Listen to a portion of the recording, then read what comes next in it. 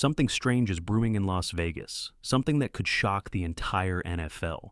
The Raiders might be benching their star rookie running back. Yes, you heard that right. As the Raiders wrapped up their mandatory mini-camp, head coach Pete Carroll dropped a bombshell. In a press conference, when asked about the running back rotation, he hinted at a major shift. The team is going running back by committee this season. Now, wait a minute. Didn't the Raiders spend their 6th overall pick on Ashton Jeanty, one of the most explosive running backs college football has seen in years? Most fans expected him to be the clear starter, but now he's in a full-on competition with Raheem Mostert and Zamir White. Before we dive deeper into what this means for the Raiders' backfield, here's something important. If you're a real Raiders fan and love getting behind-the-scenes updates, hit that subscribe button, give this video a like, and smash that bell icon so you never miss breaking Raiders news. All right, now let's get back to it. Coach Carroll said something that raised eyebrows. "I love having multiple guys play. I'm not relying on one guy." He praised Mostert's speed, called Zamir the most physical back on the roster, and said Ashton Jeanty looked the part. But he didn't commit to starting him. That's the twist. This isn't just strategy, it's a message to every player. Earn your snaps. So what does this mean moving forward? Could Jeanty actually sit behind veterans? Or is this just classic coach talk to keep everyone on edge? The battle in the Raiders' backfield is just getting started. It's practice, and it's shaping up to be one of the most unpredictable position fights in the NFL. Late in minicamp, Sincere McCormick quietly rejoined the squad, and he brought some heat. His quick cuts and natural feel for the run game, impressive. He may not be a household name yet, but he's making sure his presence is felt before training camp even kicks off. Now, here's what's really important. Coach Pete Carroll isn't handing out any golden tickets. He's building a system that doesn't lean on one workhorse. Instead, he's crafting a balanced rotation that keeps defenses guessing and keeps his star rookie Ashton Jeanty fresh for when it really matters. Yes, some fans are panicking online, claiming Jeanty won't even start. But let's cut through the noise. The truth, Carroll's playing chess, not checkers. This isn't about limiting Jeanty, it's about preserving him. Letting Raheem Mostert take those tough, early down carries, giving Zamir White a role in short yardage situations. Even Sincere might get a chance to shine, all while Jeanty stays explosive, efficient, and healthy. If you followed Pete Carroll's coaching style, this is nothing new. In Seattle, he built backfields that rotated talent to maximize performance and minimize injuries. It's not favoritism, it's strategy. So, no, Ashton Jeanty isn't being sidelined. He's being protected, prepared, weaponized. And when week 1 arrives, don't be surprised if he's still the one finishing drives in the end zone, while the others wear down the defense. The Raiders' backfield isn't crowded, it's loaded, and Pete Carroll knows exactly how to use every weapon. Here's what's clear. Ashton Jeanty is the undisputed RB1. He'll get the lion's share, 15 to 20 touches per game. But behind him, the Raiders are quietly building a smart rotation that could wear out defenses and keep Jeanty in peak condition all season long. Let's talk about Sincere McCormick. Last year, in the 3 games he started fully healthy, the guy averaged over 5 yards per carry. Quick feet, strong vision. And if he heats up, don't be surprised if he sees 8 to 10 touches in a game. The formula is simple. If Raheem Mostert slows down, McCormick steps in. If McCormick stalls, Mostert's right there to split duties with Jeanty. It's not about competition, it's about options. Carroll's system doesn't waste energy. Jeanty won't be battered on the goal line in 4th and 1 situations. That's where Zamir White or Mostert can take the hit and power it in. Keep Jeanty fresh for the explosive plays, the big gains, the game breakers. This is about durability over vanity stats. Some fans may worry about fantasy football points, but the Raiders aren't here for fantasy. They're building a war machine. Bottom line, Jeanty is the centerpiece. But the guys around him, they're not backups, they're chess pieces, and Carroll's moving them with purpose. The Raiders may have quietly found their next special teams spark, Dylan Laube. Drafted just this season, Laube isn't being hyped like Ashton Jeanty or Raheem Mostert, but don't sleep on him. He's not just in the building to fill depth. He's already earning reps in a high-impact role, punt returner. During OTAs and minicamp, Laube has consistently rotated in with the return unit. And while he may not touch the ball 20 times a game like Jeanty, his quick burst, vision, and sure hands make him a solid candidate to flip field position and inject momentum when it matters most. The competition is real, though. Tommy Mellott, another rookie, is also getting a look in the return game. The Raiders seem focused on giving young, hungry players chances to prove themselves on special teams. Dante Thornton Jr. is in the mix too, but likely headed toward a more offensive-focused role. Let's be real. Laube isn't cracking the top of the running back rotation, not with Jeanty, Mostert, McCormick, and Zamir White in front of him. But that doesn't mean he's out of the picture.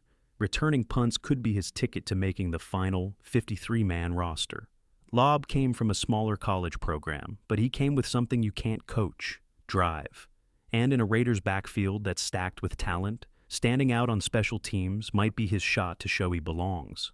He may not be the breakout star yet, but don't be surprised if Dylan Laube's name starts getting louder every time the Raiders need a big return this season. If the Raiders are looking for a spark in the return game, Dylan Laube might just be the answer.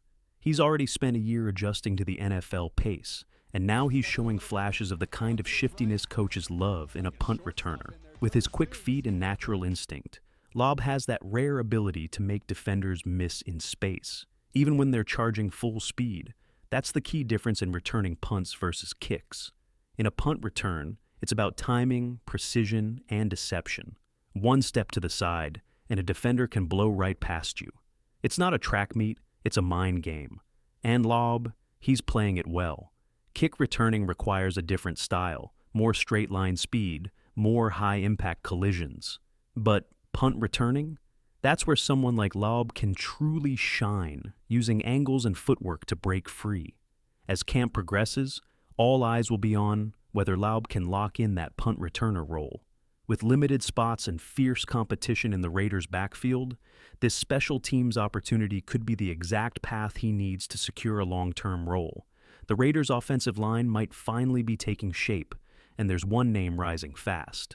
Insider updates from minicamp reveal a clear early blueprint for the first-team offensive front. At left tackle, it's no surprise, Kolton Miller is locked in. He's the franchise anchor, no questions asked. Sliding next to him at left guard is Dylan Parham, who's been holding that spot, although he picked up a minor injury that caused some shuffling. At center, Jackson Powers Johnson, the rookie standout, appears to have earned the confidence of the staff. He's getting every meaningful rep with the starters. Next to him, veteran Alex Kappa has locked down right guard. Nobody else has even rotated in at that spot yet. The biggest riser, DJ Glaze at right tackle. The rookie seems to have surged ahead and grabbed that job early, with his strength and footwork clearly turning heads. But injuries tell a deeper story. When Parham went down during minicamp, Thayer Munford stepped in at left guard and then shifted to right guard with the second team. That's a clear sign. Munford is now the top backup at both guard spots. In terms of rotation, Jordan Meredith has also gotten looks at left guard, but it's Munford who's standing out as the next man up, just behind Parham and Kappa. What does this mean? If training camp trends hold, the Raiders could open the season with a starting five of Miller, Parham, Powers Johnson, Kappa, and Glaze, a promising mix of veterans and youth, with Munford as a versatile sixth man ready to step in at either guard position. The Raiders' O-line depth chart is beginning to tell us more than just who's starting. It's revealing the team's strategy. One surprise? Jordan Meredith isn't just a guard option anymore. He's being trained as the backup center. That's a shift not many saw coming. Instead of slotting him behind Dylan Parham at left guard, the coaching staff seems to be grooming Meredith to snap the ball behind rookie Jackson Powers Johnson. So, if Parham misses time, it's Thayer Munford, not Meredith, who's stepping in. That gives Munford serious value. He's now seen as the top interior backup on both sides of the line, while Meredith has quietly become the insurance policy at center. Even more revealing is Munford's complete position change. He's no longer taking reps at tackle, only guard. The experiment is over. He's locked into the inside and seems to be excelling there. That leads us to the tackle depth. Behind Kolton Miller and DJ Glaze, the backups are Charles Grant and Dalton Wagner. Grant is sticking to the left side. He played left tackle in college, and the Raiders are keeping him there, likely to ease his transition to NFL speed. Wagner, on the other hand, is locked into the right tackle role. his natural spot. It's a logical split, Grant behind Miller, Wagner behind Glaze. If injuries hit, the depth chart shows the Raiders have a clear plan. Let the young tackles stay where they are comfortable, and let Munford lock down the guard spots.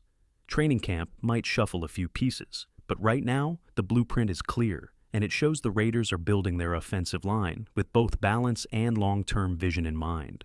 Raiders' camp positioning is no longer about versatility. It's about commitment to roles. Right now, each offensive lineman is being drilled into one spot, not shuffled around. Caleb Rogers is locked in at right guard with the second unit, and the coaching staff isn't asking him, or anyone else, to float between positions. It's a sign of focused development. The only real exception so far has been Thayer Munford, who switched to left guard temporarily when Dylan Parham got injured. Outside of that, each lineman is being locked into a defined role. Dalton Wagner, meanwhile, is a player to keep an eye on. The former undrafted free agent is slotted behind DJ Glaze at right tackle, and while he's not expected to push for a starting spot yet, the coaching staff clearly believes in his long-term potential. If Wagner continues to develop, he could emerge as a solid depth piece or even a surprise contributor later this season. DJ Glaze still holds the upper hand, getting all the starter reps for now, but camp will decide whether he solidifies that role heading into the season. On the left side, Charles Grant continues to back up Colton Miller, showing that the Raiders want him focused entirely on left tackle duties. That could also be a long-term planning move, especially with contract timelines approaching. The Raiders' O-line room is shaping up with structure and purpose, not just experimentation. With camp just weeks away, we'll soon find out if these early assignments stick, or if someone makes a move. The Las Vegas Raiders just made a bold defensive move, and it may change their linebacker rotation completely. Veteran linebacker Jermaine Pratt is now officially a Raider. In a corresponding move, the team released safety Jonathan Sutherland, a lesser-known depth piece who never really found his role in Vegas. While some expected a linebacker to be cut, the decision to part ways with a safety instead sends a clear message. The Raiders are locking in on experience at linebacker. Pratt joins a veteran-heavy group that includes Devin White, 27, and Elandon Roberts, 30. And while age is a talking point, so is experience. These are players who have seen playoff football, led defenses, and played through high-pressure snaps. The Raiders aren't building this unit on raw speed. They're building it on football IQ and scheme discipline. Why does that matter? Because Patrick Graham's defense doesn't demand linebackers to be track stars. In a cover 3 scheme, you don't need backers chasing wideouts deep downfield. Instead, it's about reading over routes, tracking tight ends across the middle, and filling gaps efficiently. Jermaine Pratt and Devin White can absolutely handle those responsibilities. Still, don't overlook the young guns. Mark Gaynor, Cody Lindenberg, and Tommy Eichenberg are waiting in the wings. Each could push for real snaps if they flash in training camp. This year's linebacker group has something last year's didn't: depth. Beyond Robert Spillane, the Raiders had little to rely on in 2023. Now, they've got at least 6 players who could contribute in meaningful ways. This group might not have the flashiest names, but it could quietly become one of the most reliable units on the field. Eyes will be on camp to see who steps forward and who solidifies their role in a restructured and rejuvenated linebacker core.